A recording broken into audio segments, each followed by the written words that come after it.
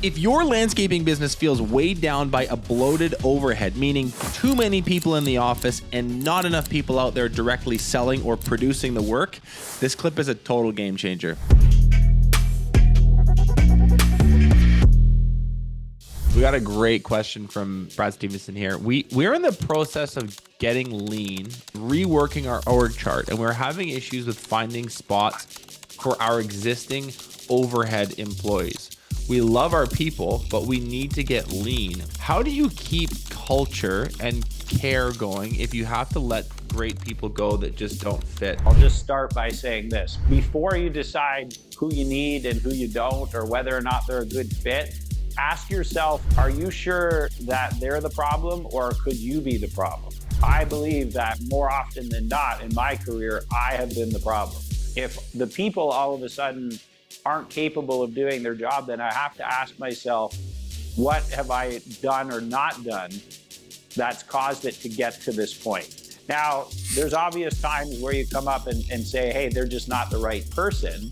Perhaps they're not capable or not interested in becoming what you need, and that's completely fine. But often we kind of start telling ourselves these stories that we don't have the right people to protect ourselves from the truth, which is that we're not leading at the level we need to yet. Now, part one to your answer, I'm just going to say it looks like this. If you're the owner, you've got a finance leader, an ops leader, you've got a people leader, and maybe a sales leader. This varies highly based on where you're at.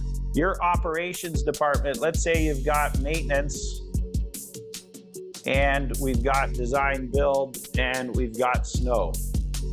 When I plan overhead, this is exactly how I plan it. I match my org chart with revenue. Now, this is an unusual way to do it, but I believe that this has been the secret that I've always had in being lean, having the lowest management salaries to field salaries possible.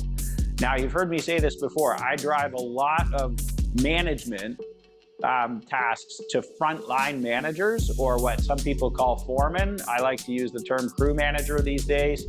Those people, I think, can manage a lot more than we give them credit for. And so when I think about now, if I've got a maintenance production manager, a design build production manager, a snow production manager, if now as I go downstream, these are now crew managers, crew manager 1, 2, 3.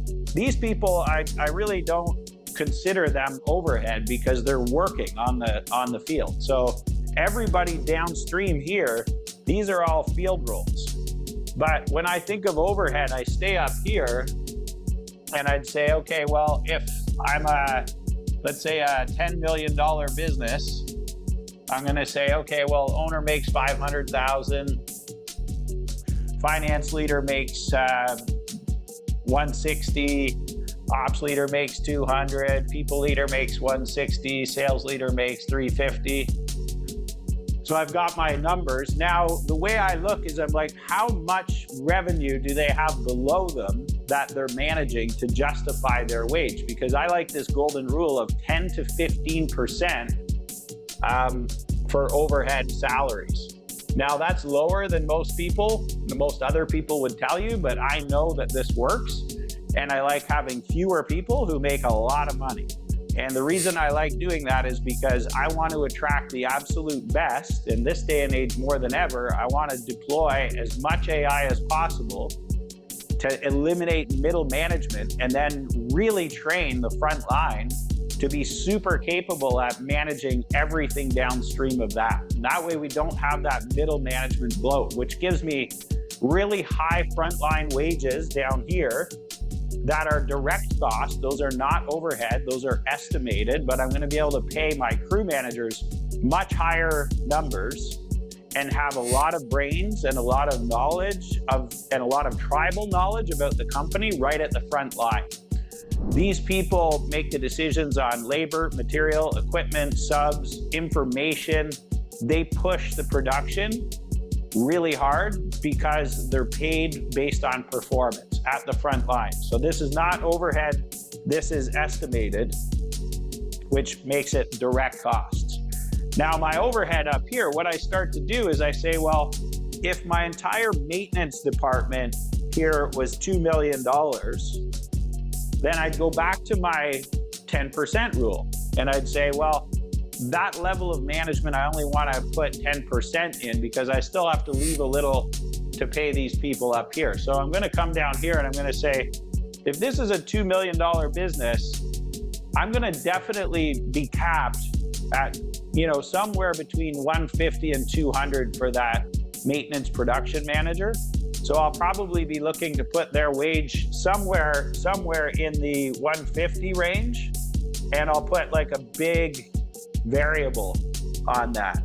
But it's based on the revenue under management. So if my design build department, like let's say they were 6 million, I'd probably be thinking, I'm going to have to little higher wages at the front line to have these project manager type crew managers who are much more capable of managing everything themselves.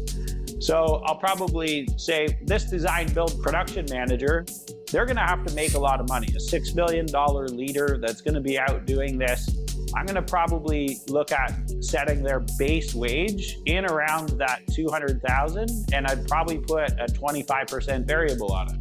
So I'm going to probably say 200K here with a 25% variable. And then I'm going to do the snow. Maybe that is another 2 million. That manager, maybe 150, the 25% variable. Now, they worry about the day-to-day. They worry about the scorecards. They worry about the deployment of SOPs. They worry about making money. They worry about losing money. Building people, training people, developing people, retaining people, that's their job. So they should be really well paid. Otherwise, this 5-person leadership team, they're going to be constantly down at the front line putting out fires. So I want to pay really well and develop this strong layer in the middle, but they're not really middle management. They really are upper management. I don't want a lot of middle, but these people really run the playbook. And they refine the playbook, they work the front line and make sure that we're getting the production and that safety, quality, and efficiencies there all the time. But really, what we're really counting on is them to stay within our overhead numbers. Now, I'm going to be ruthless about how good these people have to be. They have to be a 10 out of 10. There's no B players on this team. Now, once we get down here, we can have a few B players that we're trying to pull up to A player status. But up top, we want the best in the business. In the middle here, leading each department, they have to be highly capable. And I want it all to fit into that 10 to 15% rule. So when I add up all of these salaries, all the way down to this point, I want that to come in roughly in that 15% range. If it creeps up a little bit while we're in a growth mode, that's totally fine. But I'm going to say I've got $1.5 million up here in these 8 salaries if I'm a $10 million business. Hopefully that helps. Yeah, it's really good. Chat was really active. People love that. I'll just emphasize a point that Mark's making there and say this whole pattern that he's drawn out is something that's not just for landscapers. I know a lot of you watching and listening are big fans of Jocko Willink and his book Extreme Ownership. There's an entire chapter dedicated to this whole idea, which they call, in the SEALs, they call decentralized command, meaning pushing as much decision making, as much autonomy, as much authority away from the top and towards the bottom as possible, because they need to be nimble and move and make decisions in a really dynamic environment. And I know it seems like a big parallel to draw, but it's not actually that different from a landscaping context or a job site. So if you want to just do a refresher, that book is probably sitting on your shelf, and I can't remember what chapter it is, but decentralized command, he talks about it a lot.